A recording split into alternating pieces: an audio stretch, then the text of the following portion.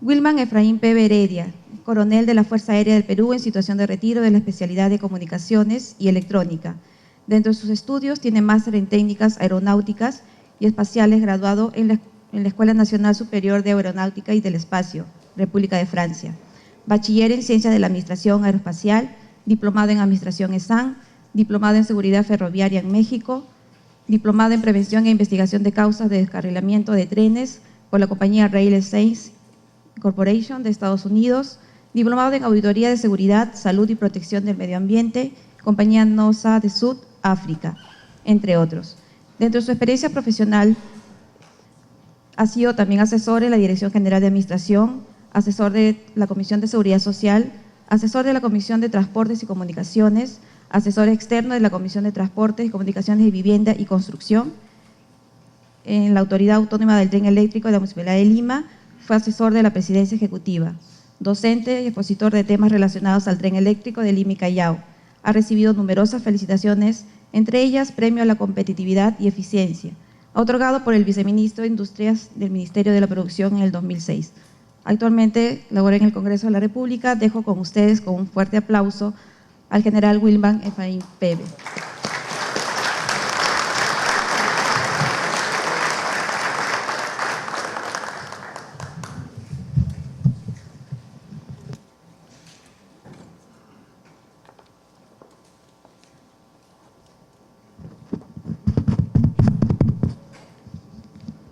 Bueno, buenas noches con todos ustedes. Muy amable por las palabras de presentación. Muchas gracias al Colegio de Ingenieros del Perú y a su decano nacional, el ingeniero Juan Fernán Muñoz Rodríguez, y a la presencia de todos ustedes.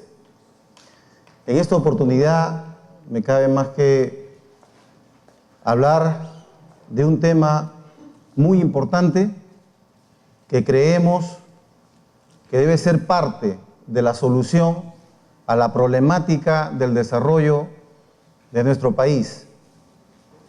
Este es un tema que habla de sectores estratégicos.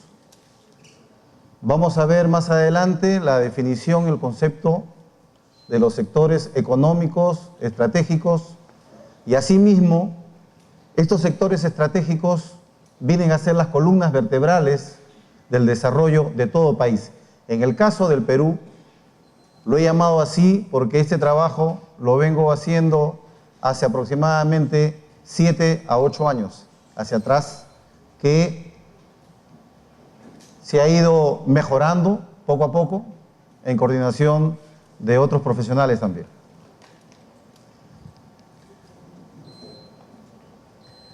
Nosotros podemos apreciar aquí que la visión de desarrollo del país, el Perú está inmerso en este mundo bajo 3 factores fundamentales. Uno es la globalización. Sabemos todos que estamos en una globalización, o sea, no existe fronteras. La comercialización se da muy rápidamente. La globalización está relacionada íntimamente con la competitividad, con la productividad. Por lo tanto, el Perú tiene y es parte de este sistema mundial. No podemos estar ajeno a que existe una globalización. Otro factor fundamental en el que Perú está inmerso es en la tecnología. La tecnología que ha sido una revolución desde el cambio que ha habido de la tecnología analógica a la tecnología digital. Ya pasó un poco atrás, cuando aplicamos nosotros el sistema decimal, ahora al sistema binario. La velocidad se ha incrementado exponencialmente y que ha permitido que la globalización sea un éxito, como su palabra lo dice. No hay fronteras para todo tipo de comercialización. La tecnología permite hoy en día a que se hagan transferencias bancarias, por decirlo así, financieras, en menos de segundos, de Lima, Suiza y a cualquier país del mundo. El otro sector que debemos tener presente, que el Perú está inmerso como otros países, es el medio ambiente y la ecología, es el respeto al planeta. Tenemos que ser conscientes de que todos los países debemos respetar el cuidado de nuestro medio ambiente. Entonces, el Perú está inmerso en estos tres factores. Si reconocen, es Michael Porter. En Cusco, en diciembre del año pasado, se produjo el CADE, en el cual estuve presente también, y él manifiesta que para que el Perú sea un país desarrollado tiene que ser competitivo en este mundo globalizado. A él lo llaman el gurú de la competitividad. El objetivo de la competitividad es vender con calidad y al menor precio. Sencillamente eso. Pero ¿qué dice Michael Porter con relación al Perú? Y ustedes lo pueden leer ahí. Dice que el Perú carece de una política de largo plazo en materia de competitividad. Asimismo, que la economía peruana no tiene un rumbo definido, que el crecimiento económico no se ha reflejado en beneficio de la mayoría de la población. Y lo que él habla, delante de muchos empresarios en diciembre pasado, pues todos dijeron que sí, es verdad. Y continuamos con esto, que el Perú ha vivido estos años una ilusión exportadora, porque las cifras en azul proceden del alza de las materias primas, mientras que nuestra exportación de productos con valor agregado permanece inmóvil. Ha sido así, hasta ahora es así. También dice que el Perú padece de un atraso dramático en relación a la invención y la tecnología,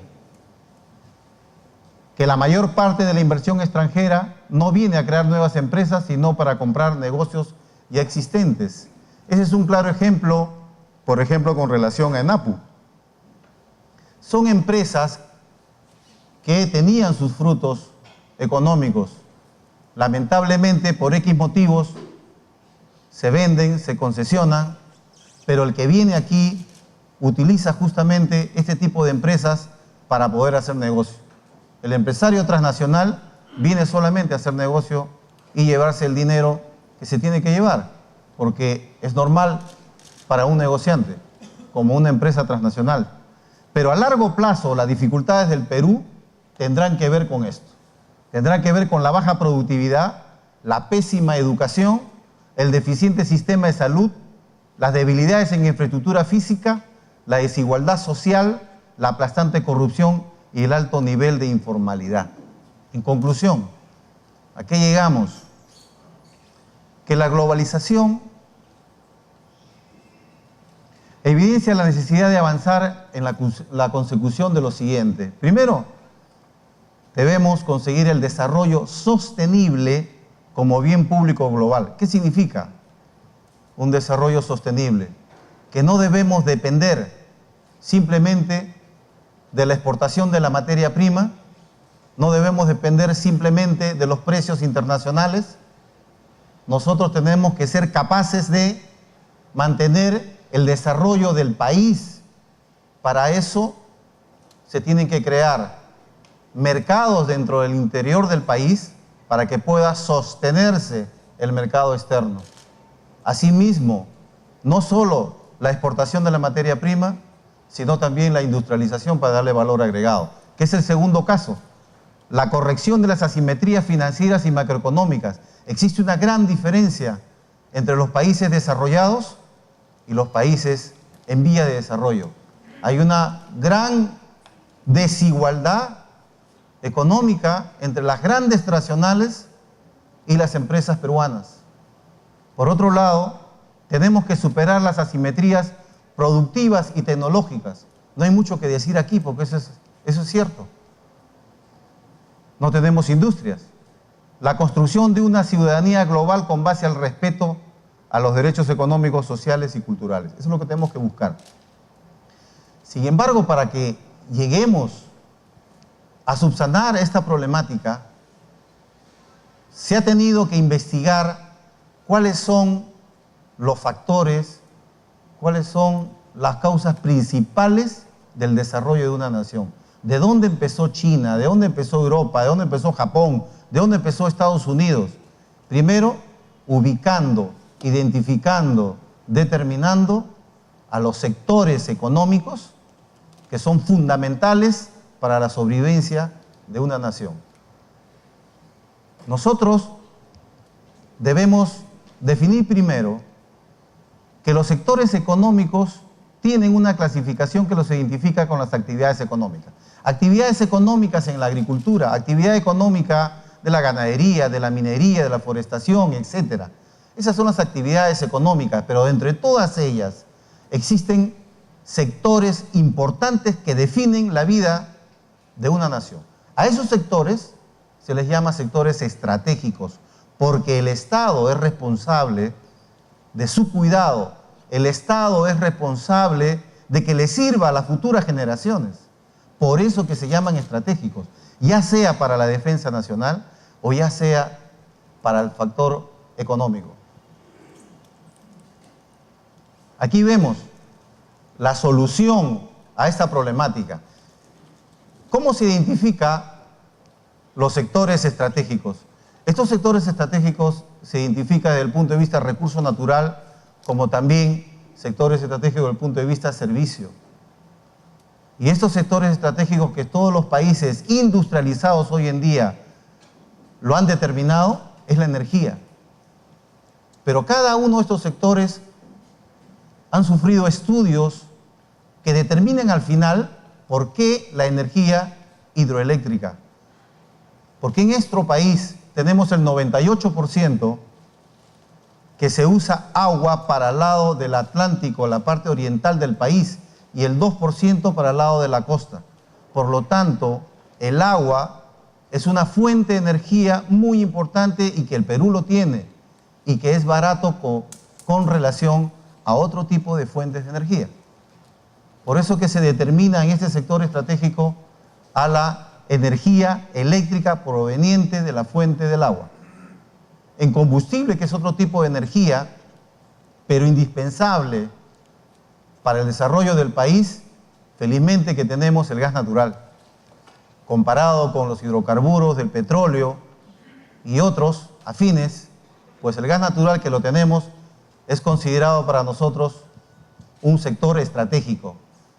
Dentro de sectores de servicios, el transporte, el ferrocarril. ¿Por qué el ferrocarril? Ustedes se preguntarán, ¿cuál es el modo de transporte más importante, más eficiente en el mundo entero? Terrestre. Es el tren, el ferrocarril, las vías férreas. Por 5 características fáciles de determinar. Capacidad. ¿Quién tiene más capacidad que un tren? ¿Un camión, un bus? Me parece que no. Un tren que lleva 6.000 toneladas, muy fácilmente lleva 400, 300 camiones en un solo viaje. En velocidad, 280 kilómetros por hora. Hoy en día se usa un sistema más avanzado, 500 kilómetros por hora. En economía, la construcción y la inversión primaria de un tren es mucho más barato que una carretera. Y a ustedes que están acá, seguramente que van a avalar lo que estoy hablando, porque estamos en una comparación muy sencilla del ancho de lo que necesita un tren es 3.5 metros. Y de lo que necesita una carretera, los ingenieros deben saber entre 8, 12, 16 metros. Simplemente en eso ya podemos decir que el kilómetro lineal hay una gran diferencia en costos. Pero no solo eso, sino que también que la inversión posterior en trenes tiene una duración de 100 años. Hoy en día en el Perú, cada 8 años ya estamos cambiando la carretera sin considerar los huaicos. Y el Ministerio de Transporte y Comunicaciones tiene un presupuesto anual para seguir manteniendo carreteras. Yo estoy hablando ahora de columnas vertebrales. No estoy tratando de decir que el tren es más que una carretera. Lo que quiero decirle es que las columnas vertebrales no están diseñadas en este país aún. Entonces, tenemos que pensar cuáles van a ser las columnas vertebrales para declararlos como sectores estratégicos. También en ecología, el tren, si usa energía eléctrica, su contaminación es cero. También en seguridad, el tren tiene mucho menos accidentes que cualquier accidente que pueda pasar en una carretera. Esas son características indispensables conocer para determinar cuál es el modo de transporte más eficiente, más efectivo en el mundo entero. Luego el otro, que es las telecomunicaciones. Las telecomunicaciones hoy en día se usa la fibra óptica, pero justamente por las mismas características. Su capacidad es el ancho de banda, su velocidad es los megabytes.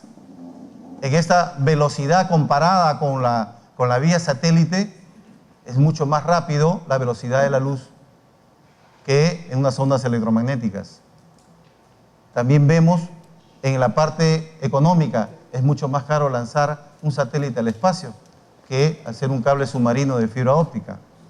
En seguridad, no va a haber interceptaciones si uno usa fibra óptica, pero sin embargo, en sistemas de comunicaciones inalámbricos sí las hay. Entonces, esto lo hemos determinado como sectores estratégicos. Pero estos sectores estratégicos, que son las columnas vertebrales del desarrollo del Perú, tenemos que integrarlos a la geografía y a la demografía de nuestro país. Aquí viene el problema.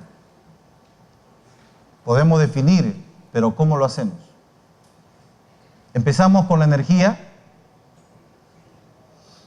La energía, la hidroeléctrica, debería y debe salir del Pongo de Manseriche, que queda entre las fronteras del departamento de Amazonas y Loreto. Son dos confluencias, dos ríos, el río Marañón con el río Santiago, que viene desde el Ecuador, que tienen un caudal que puede producir 7.500 megavatios de potencia. Hacer una hidroeléctrica de esta es 7 veces más que la del Mantaro, y que cubriría 20 años de la vida de nuestro país en toda la nación peruana. Más económico es hacer una sola hidroeléctrica que varias, sin dejar de lado, por supuesto, pero la idea es tener un gran proyecto de hidroeléctrica. Y esto nos serviría para las industrias y para las ciudades. Luego, el combustible de gas natural lo tenemos en Camisea. Y desde Camisea lo tenemos que utilizar, en principio, para el hogar como prioridad. No olvidemos que la Constitución Política del Estado, en su artículo 1 y su artículo 2, es el ser humano, la persona humana, la razón de ser. No olvidemos nunca que es el ser humano, no son las cosas materiales. El desarrollo que hablamos nosotros no está en la parte material, el desarrollo está en la parte del ser humano, del peruano, ya sea corporal, ya sea en valores, ya sea en conocimiento, pero tiene que ser esa visión que debemos tener nosotros, pero para eso tenemos que tener todo lo que estamos conversando ahora. Luego serviría el gas para el transporte público primero y particular segundo. Siempre hay que darle sus prioridades. Y al final, a la industria, lo que sucede al revés hoy en día. El gas natural está siendo utilizado por la industria y se está consumiendo ese gas natural que lo tenemos justamente por muy poco tiempo, tal vez 20, 30 años, dependiendo de lo que encontremos en la zona de la selva de nuestro Perú. Comunicaciones, fibra óptica. La fibra óptica hoy en día en el país viene por un cable submarino para las comunicaciones internacionales que lo tiene colocado Telefónica en la zona de la costa del Perú y llega a Lurín. De Lurín tienen ya una fibra óptica desde Tumbes hasta Tacna, y no solo Telefónica, sino también Claro. Pero ahí terminó, con excepción de una transversal a Huancayo y otra por el lado de Madre de Dios, pero terminó ahí la fibra óptica. Nosotros creemos de que esta fibra óptica debe estar integrado a nivel nacional, y en los lugares donde no pueda llegar se utiliza vía satélite y microondas. Este es un cable submarino en el mundo. Conozcan ustedes que así está el mundo. Ya es una madeja de hilo. Así está y va creciendo más. Aquí tenemos 25.000 kilómetros en la zona de Sudamérica, que da la vuelta por Chile y Buenos Aires. Hablando del transporte, del ferrocarril, esto es lo que tenemos hoy en día. Un ferrocarril de carga que va a 15 kilómetros por hora, o 16 de repente, o 17. En algunos casos va a 20. Bueno, yo he trabajado en el ferrocarril central, también en la Autoridad Autónoma del Tren Eléctrico. He estado montado en esa locomotora y sé cómo es, por Ticlo y por todas esas zonas. Pero el tren nos sirve para poder llegar a los puertos y llegar a los aeropuertos, con un mercado que puede estar en Ayacucho, en Huancavelica, en cualquier lugar de nuestro país. Pero queremos un tren de esta forma, un tren de pasajeros y de carga electrificado. Eso es lo que queremos nosotros. No este tipo de tren actual que hay en el ferrocarril central. Estos trenes, por ejemplo, en Italia, tienen redes de trenes que no les interesa si existe un cerro o si existe una quebrada.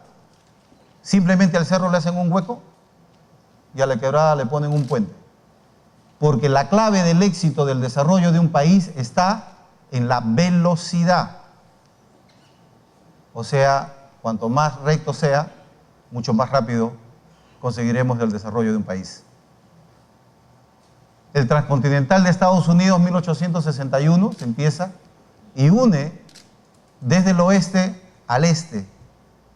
Y en las universidades en Nueva York se manifiesta y se dice en sus exámenes que el ferrocarril es la parte más importante que tuvo Estados Unidos para desarrollarse la potencia que es hoy en día. Igual, el transiberiano en Rusia, desde Moscú hasta Vladivostok, en el mar de Japón, con 9.288 kilómetros, que su viaje dura aproximadamente entre 6 y 8 días, y son trenes electrificados hoy en día, 6.000 toneladas, como les decía, pero también fue la causa principal del desarrollo de la Unión de Repúblicas Socialistas Soviéticas. ¿Y quiénes lo hicieron? El ejército, los presidiarios y la comunidad en general. Hablemos de los beneficios, o perdón, de las ventajas que tiene el tren. Nosotros creemos de que deben haber puertos secos. Y les cuento una anécdota. Estuve en Arequipa hace unos cuantos meses atrás, que iba a haber una huelga de los camioneros, iban a cerrar la carretera del sur, porque Brasil ya tiene IRSA del sur y pueden pasar sus camiones. Y la competencia prácticamente se le iban a llevar los brasileros. Cuando yo les manifiesto que habría que colocar un tren, peor me dijeron. Porque si usted me pone un tren y yo tengo un camión, ¿qué hago yo? No, al revés. Ponemos un tren porque a tu camión lo monto en el tren. Y soy más competitivo que el de Brasil. Porque el de Brasil, a pesar de que su combustible es mucho más barato, a pesar que un camión es mucho más barato, para ti te va a salir más barato que te montes en un tren y lo lleves hasta un lugar, hasta un puerto seco, y en el puerto seco continúa tu trabajo. Y te ahorras mucho dinero, mucho gasto en repuestos, en combustible, etcétera, etcétera, etcétera. Ahí tenemos un tren de carga de trailers, un tren de carga de contenedores, y la foto lo dice todo, ¿no? ¿Cuántos camiones hay ahí? ¿Lo cuentan?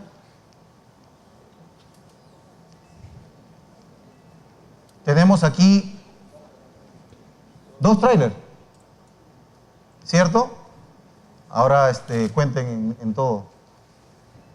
Esa es la cantidad de camiones que se da la vuelta todavía, ¿no? Que puede jalar un solo tren. Este otro tipo de tren, de carga mixto, este es un tren de pasajeros,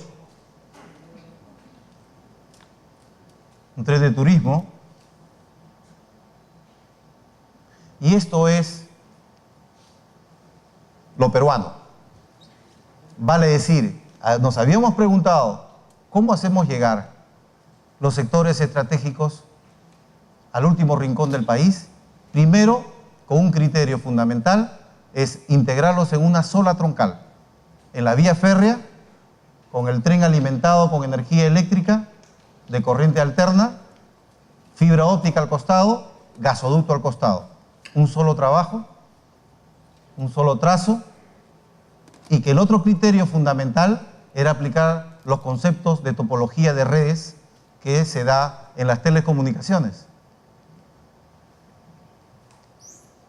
Esta es una topología de red en malla,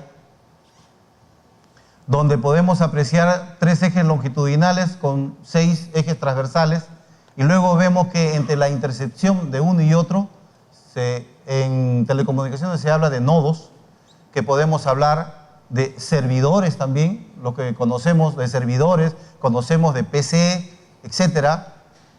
Esta formación es muy importante porque en cada nodo que nosotros vemos, hacemos una analogía con transportes y vemos que ese nodo es una ciudad. Y ese nodo es un servidor en telecomunicaciones. Y ciudad para el lado de la geografía. Alrededor de cada ciudad existen los pueblos. Alrededor de cada servidor están los PC, están las computadoras. ¿Y qué los une entre ellos? Los une un cable, los une medios de comunicación, y por el otro lado los une una trocha, una carretera, etc. Pero entre nodo y nodo, entre servidor y servidor, se utiliza una carretera como la Panamericana, o se utiliza la fibra óptica en comunicaciones, o se puede utilizar la vía férrea. Ese es el sentido para poder entender por qué aplicamos la topología de redes para poder desarrollar el país. La topología en malla es una topología de red en la que cada nodo está conectado a uno o más de los otros nodos. ¿Qué quiere decir?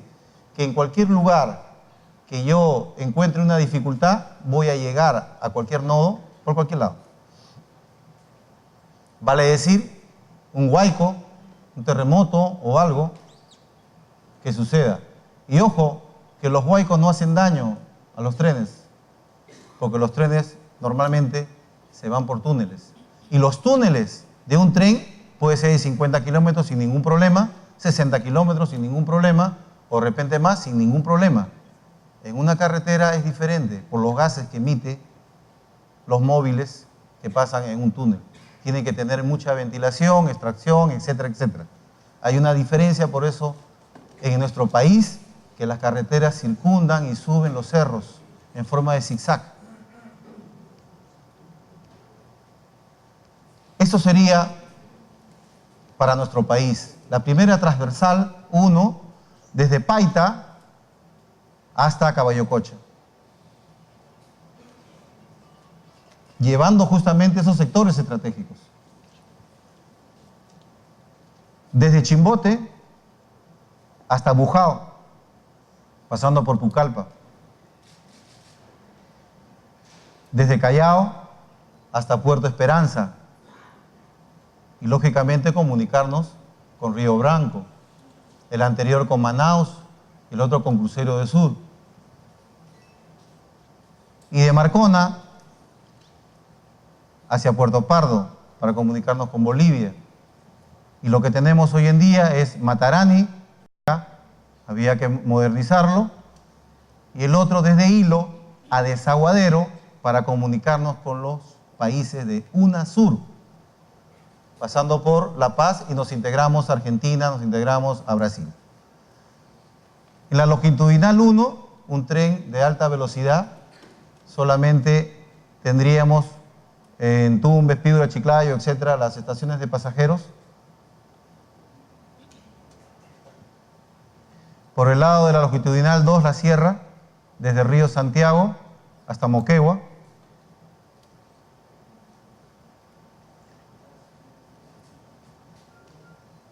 Por el lado de la longitudinal 3, desde el Estrecho hasta Desaguadero.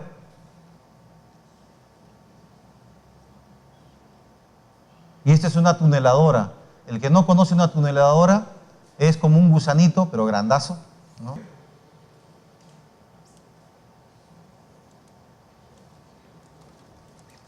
Así sería el país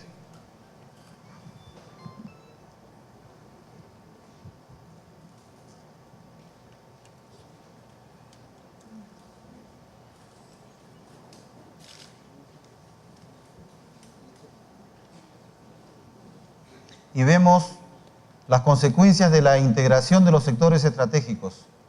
Nosotros vamos a tener un pueblo muy pobre en la mayoría de los lugares de nuestro país, que al pasar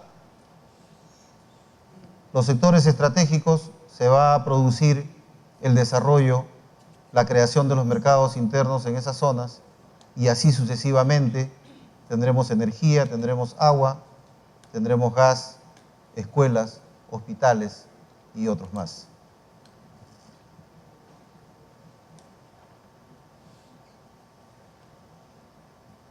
Y estas serían las ciudades. Vemos de Marrón, Piura, Chimbote, Lima, Marcona, Mollendo, Hilo, donde están ubicados los nodos, con respectivos puertos hub en Paita, Callao e Hilo,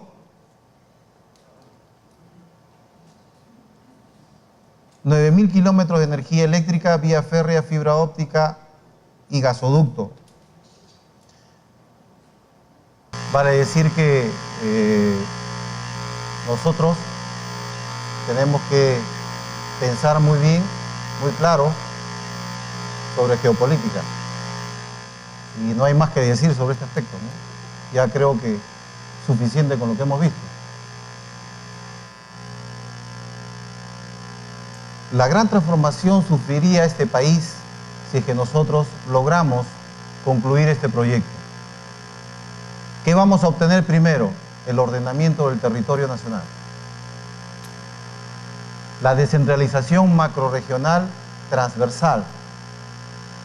La presencia del Estado en todos los rincones del país, creando la democracia, revolución educativa y la inclusión social, creación de corredores económicos productivos regionales, industrialización de las actividades económicas, trabajo digno, densificación de las ciudades, la creación de los mercados internos, ordenamiento del transporte en general, porque el tren sirve como eje ordenador, pero es solamente el eje ordenador, necesita de todos los medios y modos de transporte. La racionalización y optimización de los servicios públicos, el cambio de matriz energética y por último, la integración latinoamericana. Bueno, lo que he querido manifestarles a ustedes es que existen posibilidades de desarrollo en nuestro país. Lo único que tenemos que hacer, porque ya no pensar, porque hay muchas ideas, muchas alternativas, mucha gente que ha trabajado en cómo desarrollar nuestro país, lo que se necesita es voluntad de hacerlo, voluntad política y la genialidad de los integrantes de este Colegio de Ingenieros del Perú. Muchas gracias.